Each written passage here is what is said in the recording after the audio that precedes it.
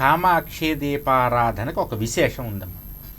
మామూలుగా మనం చేసేటటువంటి 3 ఒత్తులతో చేసేటటువంటి దీపారాధన చేసిన తర్వాత ఇది చెయ్యాలి, గుర్తుంచుకోండి.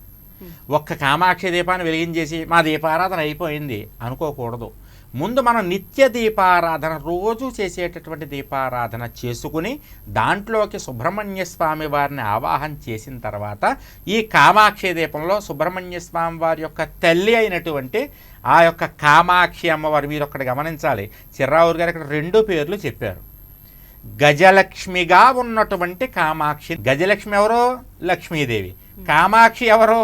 పార్వతీదేవి. మీకు అనుమానం రావాలిగా, ఇదేంటి గజలక్ష్మీదేవిని ఇక్కడ ఉంటుందన్నారు, అందుకని కామాక్షి ఎందుకు పేరు వచ్చింది అంటే, మనం విభజించుకుని లక్ష్మీదేవి లేదా పార్వతీదేవి లేదా సరస్వతీదేవి అని విభజించుకుంటున్నాం కానీనమ్మా, ఈ యొక్క జ్యోతిస్వరూపమైనటువంటి అమ్మవారు కామాక్షిగా పిలవబడిన, గజలక్ష్మిగా పిలవబడిన మీకు ఐశ్వర్యాన్నే కలిగిస్తుంది. కాబట్టి మన కోరికలు తీర్చేటటువంటి అమ్మవారిని కామాక్షిగా పిలుచుకున్న, గజలక్ష్మిగా పూజించినా కూడా అదే ఫలితం వస్తుందని చెప్పడం ఈ యొక్క దీపారాధన ముఖ్యోద్దేశం.